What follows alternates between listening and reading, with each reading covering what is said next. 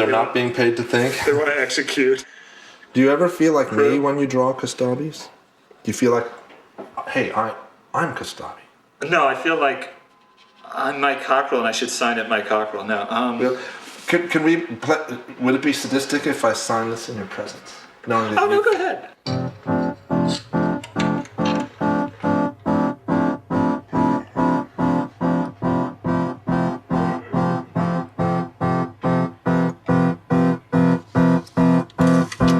Now, here's the big issue, the figures. Do we want the figures all different colors, all the same color? Okay, so let's pick different pastel colors, but no blue. The effect is she's walking up the golden stairs of perfection. Okay. Can I have your autograph? I finally met you at last. Can I have your autograph? I finally met you at last. Can I have your autograph? I finally met you at last. Can I have your autograph? I finally met you at last.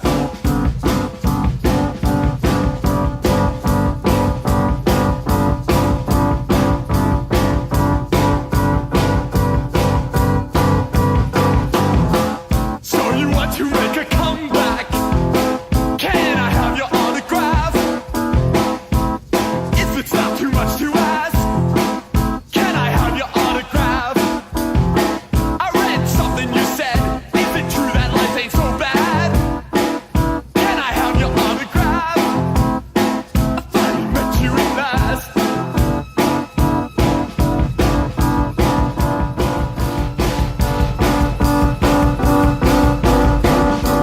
How do you feel knowing that I didn't paint it? I don't care. Yeah, I didn't even think it up. We like. You probably Don't you feel betrayed?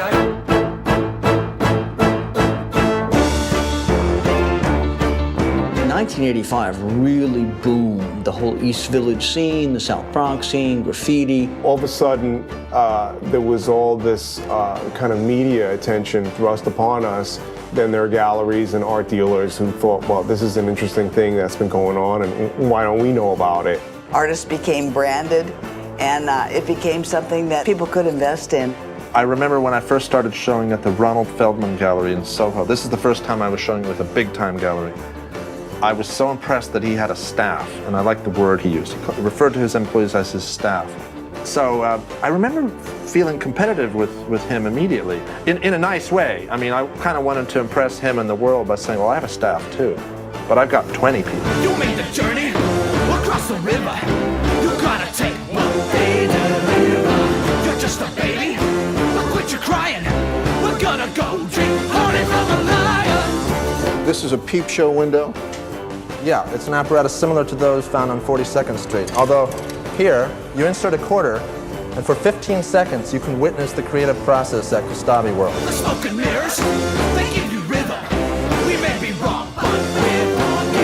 And most successful artists, it's obvious that they have assistants executing their work, but they always downplay it. And I say, why downplay it? Why not only admit that you have people doing the work for you, but take it a step further and hire someone to think up the ideas. He played up all of the aspects of his production that were against what it's supposed to be, like the, individual of genius. Mark wasn't following the traditional path of finding an art dealer and then just relying on an art dealer to give you a show every 2 years and take some works on consignment and every once in a while sell one. That was not Mark's thing at all. Mark wanted to find new ways to distribute his work. Mark Kastabi, that's Kostabi. I'm trying to get my paintings in all the schlockiest, trashiest galleries in the world, and simultaneously have a retrospective at the Museum of Modern Art, just to expose that there's a fine line between not only creativity and manual labor, but class and schlock. I think what Mark is underlining, and I'm sure this is absolutely conscious, is that despite all the claimed authenticity, quote unquote, of people like Julian Schnabel, etc., there's a lot of kitsch being turned out now, but he's the only person setting out to say, this is what I'm going to do, I think his honesty is sort of breathtaking, as a matter of fact.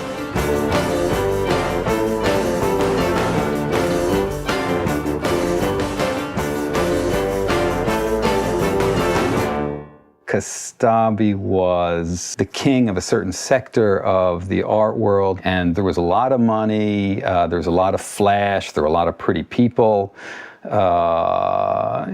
sex, drugs, and rock and roll. Andy Berman was on the make, trying to establish his reputation, first as a writer, but then when he went to interview Kostabi for 7 Days, which was a newspaper/magazine, he instantly saw that this was a guy he didn't want to interview, but wanted to kind of be in business with. As a PR person, I knew that your client doesn't have to be talented to be successful. And I said, well, if I can sell a cup of coffee, and if I can sell dog shit, I could probably sell one of your paintings. And I said that very nicely. I can sell anything. They were made for each other. They were both constantly screwing around with reality. They were both screwing around with the truth. So he came up with all sorts of ideas for publicity, claiming that I'm going to start the Kostabi credit card. As a publicity stunt, I tried to hire a professional forger to sign my paintings. And I thought it would be funny if I hired an actual criminal who served prison time.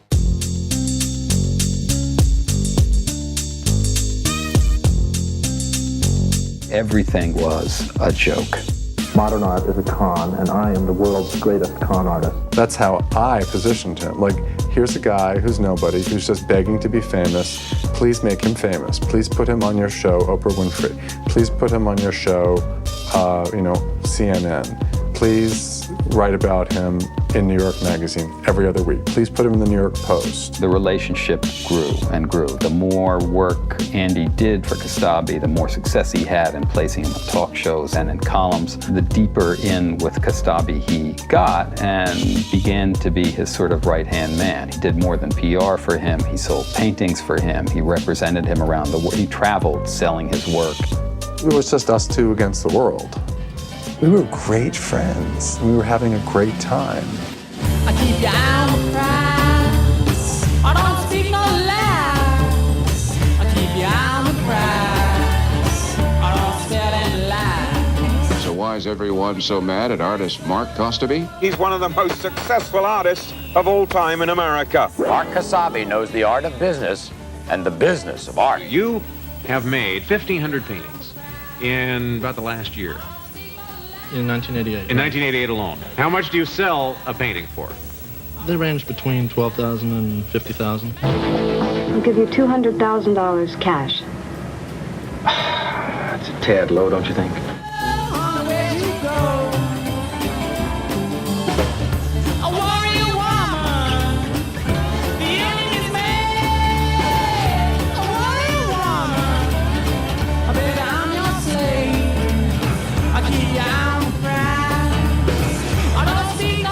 He would meet a celebrity or a collector, and then he would turn on them. So Sly Stallone bought his art, and he insulted Sly Stallone. The Kostabis that Stallone picked for himself reveal his mentality as that of a mindless dope. He picked a painting of two lesbians making love and another painting with lots of TNA in it. This worked so effectively, what Mark did. Networking constantly, this ambivalence where he's insulting and flattering. You're a worthless piece of trash, a MAGA, a Wall Street investor who has his eye only on the bottom line. That's a fact. That's a fact. And you're proud of it. You're a yuppie and you're proud of it, and you're buying art because it's cool and it happens, and you think it's going to go up in value. But I guarantee you my prices are going down. People were just loading up on this crap. I mean, it was ending up in warehouses in St. Louis, in Stuttgart, Germany, in Tokyo. I just love the painting. I mean, I can't even put it into words. It's like an emotion, you know. Why do you love your wife? Where is your holding company? We found money. Make the comfy clouds, make the blue world age. Picasso's not a good example because he's a minor artist. Picasso is a minor artist. Well, yeah, he's way below me. Da Vinci and Michelangelo, for example, I can see the dandruff on their heads as I look from above down on them. Do you ever feel like a cheapskate, like you're cheating the people that, that are working with you and stuff? I mean, you're only paying them $3.50 an hour. No, I don't feel like a cheapskate at all. I steal from the rich, vulgar collectors and I give to the poor, malleable masses. Oh my gosh, now he's going real money. There was money being wired in, there was money coming in from all different sources. $800,000, $600,000, $1.5 million. The numbers were huge. There was no way to remember what money was what. It didn't even matter. There were just envelopes, and there was just tons of shit. Shit being money. I mean, there was so much of it.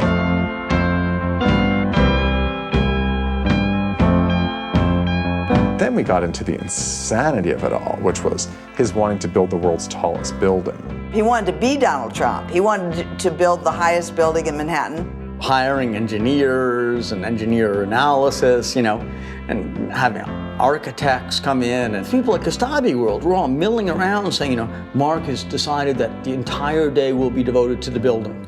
He would work himself up in these incredible temper tantrums, and he would walk around followed by this coterie of people, and he would be constantly saying that someone was being fired that night because what they had done was unforgivable. Unforgivable.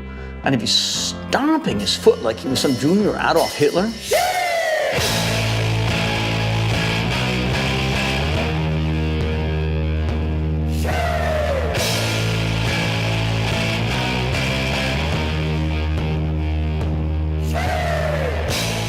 One of the things that I learned about Mark, just hanging out with him as his personal photographer, was he was always really nice to me. To other people, he could just be so mean. Like if other artists wanted to trade art with him, which was frequent, one of his expressions he used to say is, cash, not trash. He would have an artist hold up cash, not trash. It meant that about the artist, that his art was worthless. He has a cutoff. There's the real him, and then there's this persona he puts on. Do you look at that as part of his art, or is that just... No, I think it was to get attention, to get his name noticed. Now, do you think that's a meanness that's inherent to who he is, or this is part of his act? Oh, this is no act. This is what's below the act. He was so rebellious that it was self-destructive. He said, some mean things. I don't want to get into any specifics, but I don't think people like to have their faults pointed out. People started, definitely turn against him and everything that he stands for. He was supposed to have a show in, I can't remember what gallery it was in Europe, and then Julian Schnabel said, we're not going to let him be, and they kept him out. There's a man named Mark Kostabi. I understand both of you oftentimes don't even Mark who? Kostabi, isn't that his name? Everyone with a brain and a conscience has kind of rallied against Mark, and but does this make... It's kind of over. And from now on, I'm not going to throw things, believe me, I'm just going to leave the room. And I'd like party promoters around New York to know that. There's a lot of wild things that I've said in the past, in the press, that are totally unbelievable and very obviously fiction. Everything I say is hype and fake and not true, and is in fact a criticism of corruption in society and in the art world. Kostabi is a black hole of irony. The irony is so deep, so profound, and so wide that once you get into it, there's no getting out. Everything gets surrounded by multiple quotation marks, and there's no longer any reality except for irony. money is the elephant or the gorilla in the room, in the art world. It's stupid not to talk about it, and I think, Mark addresses it, he lampoons it, and his work is about that in a lot of ways. The New York art scene of the 80s, that Kostabi was just reflecting back at them, their own cravenness. Kostabi's on vacation in Japan. He sees two paintings that he doesn't recognize. One looks like a copy, a slightly off copy of a painting he already knew, and one he had never seen before. He had never seen it before, and both were signed with his name. Mark was immediately infuriated by that, and when he found out that it had been Andy doing it, he was even more infuriated. He had pushed everybody too far. He had, besides, people who made, less than $5 an hour punching into a time clock and just really beating up on people. He was, 50 painters crammed into his version of a concentration camp. And two really smart people got together and said, that's it. Beata was a young German woman, very talented artist herself, was one of Kostabi's assistants. And